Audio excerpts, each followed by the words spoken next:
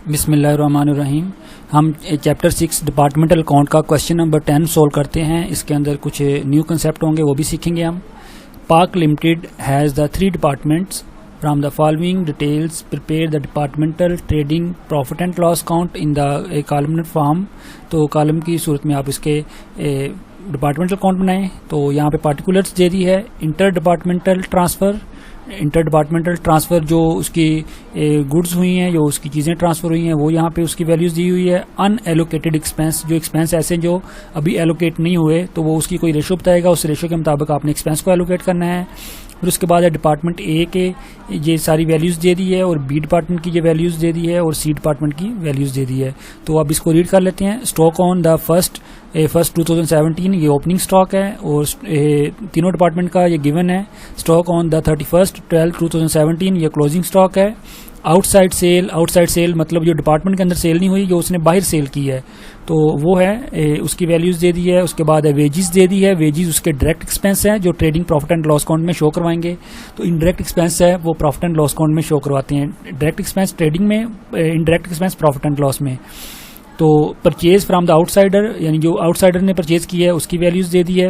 उसके बाद है सैलरीज है, वो इनडायरेक्ट एक्सपेंस है। बैड डेट्स है, उसके इनडायरेक्ट एक्सपेंस है। इंटर डिपार्टमेंटल ट्रांसफ़र, ये इंटर डिपार्टमेंटल जो उसकी गुड्स ट्रांसफ़र हुई हैं, वो उसकी वैल्यूज़ यहाँ पे दे दी हैं।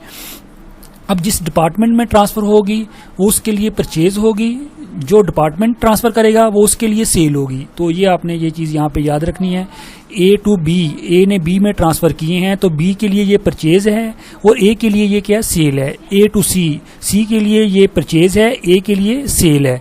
इसी तरह फ्राम बी टू ए के लिए ये परचेज है और बी के लिए सेल है। बी टू सी, अब सी के लिए ये परचेज है और बी के लिए ये सेल है। सी टू ए के लिए ये परचेज है और सी के लिए ये सेल है। तो इस तरह ये आपने फिर इसकी परचेज और सेल को सेपरेट करके उसको कैलकुलेट कर लेना है कि इसकी परचेज ए डिपार्टमेंट की टोटल उसने इंटर डिपार्टमेंटल कितनी परचेज की है और कितनी सेल की है। बी ने इंटर डिपार्टमेंटल कितनी परचेज की है और कितनी सेल की है। सी डिपार्टमेंटल ने इंटर डिपार्टमेंटल कितनी परचेज की है और सेल की है, उसको हम अभी कैलकुलेट करेंगे एंड पे। फिर उसके बाद इंश्योरेंस उसने 2100, ये अनएलोकेटेड है, इसको अभी एलोकेट करेंगे कि कौन कौन से डिपार्टमेंट में कितने कितने एक्सपेंस बनते हैं। फिर उसके बाद है मैनेजेरियल सैलरीज, उसके बाद है रेट एंड टैक्सेस है, उसकी वैल्यूज दे दी है।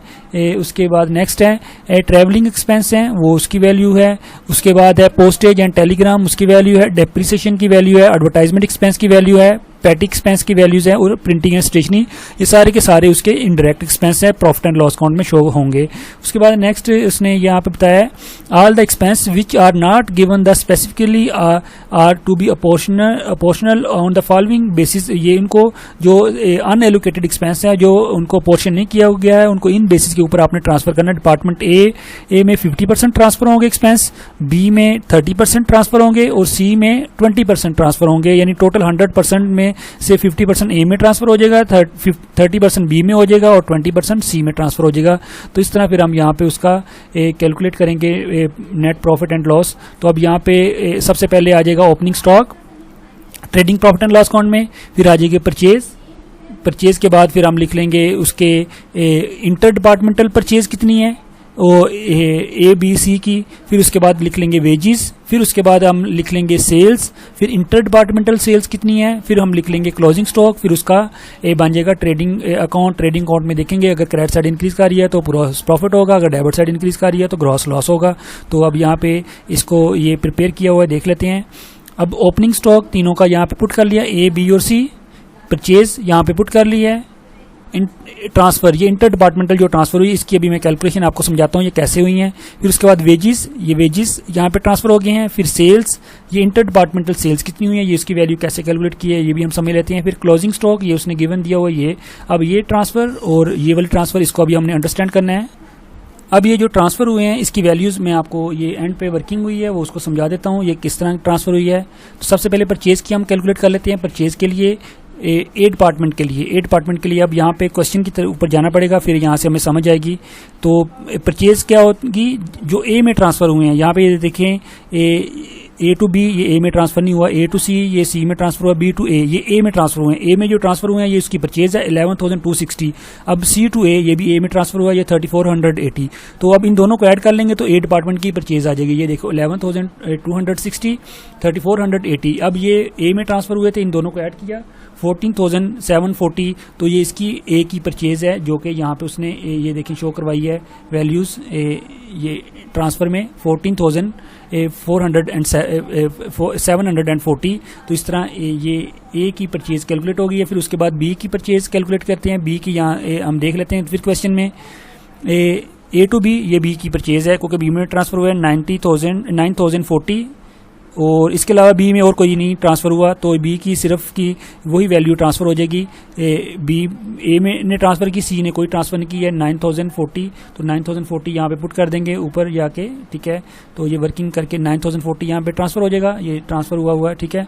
तो उसके बाद है नेक्स्ट उसमें देख लेते हैं उसकी सी की परचेज यहाँ पे उसकी वैल्यूज में जाके देखते हैं।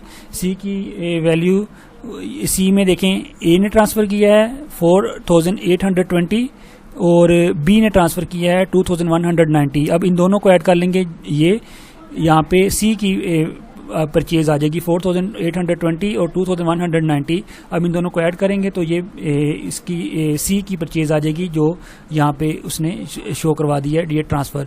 अब इसी तरह हम सेल्स को कैलकुलेट करेंगे। सेल्स देखेंगे जो ट्रांसफ़र करेगा वो उसके लिए सेल होगी। तो सेल को यहाँ पे देख लेते हैं।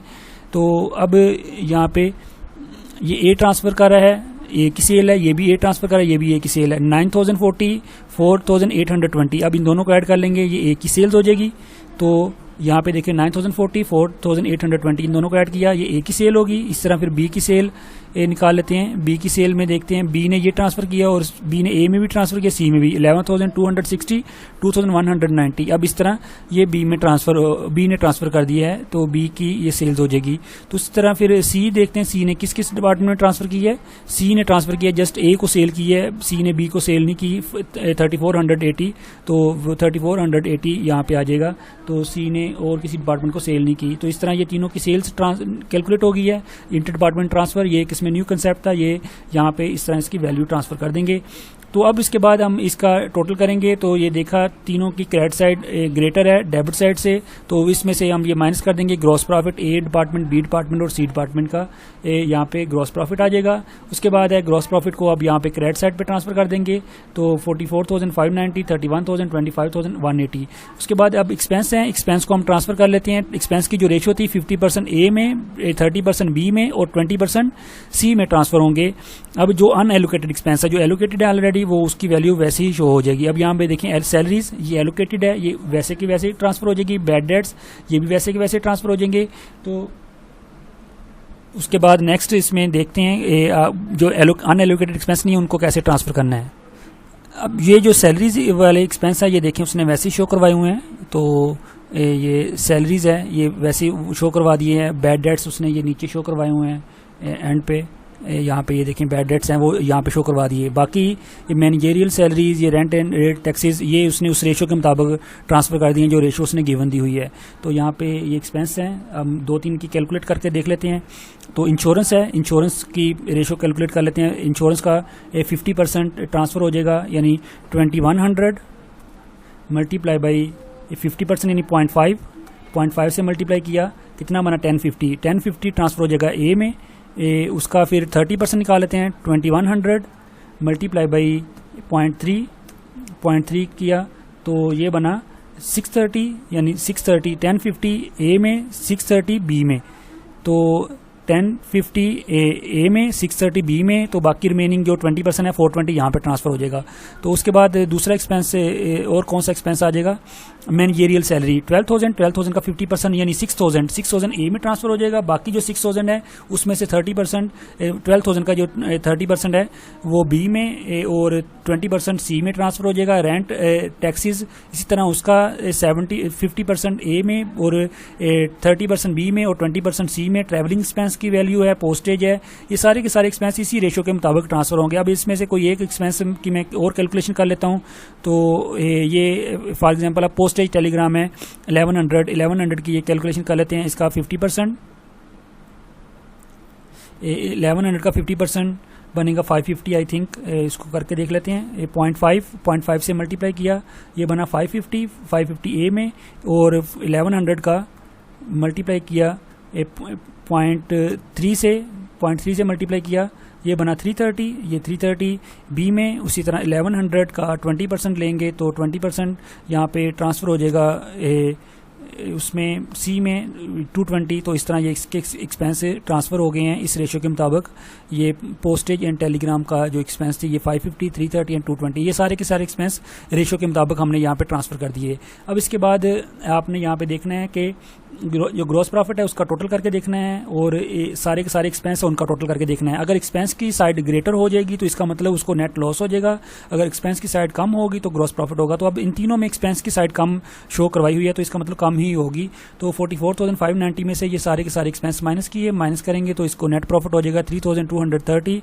दूसरे को प्रॉफिट हो जाएगा 31,000 में से माइनस करेंगे 6,360, और लास्ट वन को प्रॉफिट हो जाएगा 700, 120। तो इस तरह ये तीनों को नेट प्रॉफिट शो हो जाएगा। तो ये इंटर डिपार्टमेंटल जो ट्रांसफ़र की थी सेल और परचेज उसको भी हमने अंडरस्टैंड कर लिया है, और प्लस इसमें बाकी जो भी डिपार्टमेंटल अकाउंट थे उसके प्रॉफिट हमने बना लिए हैं।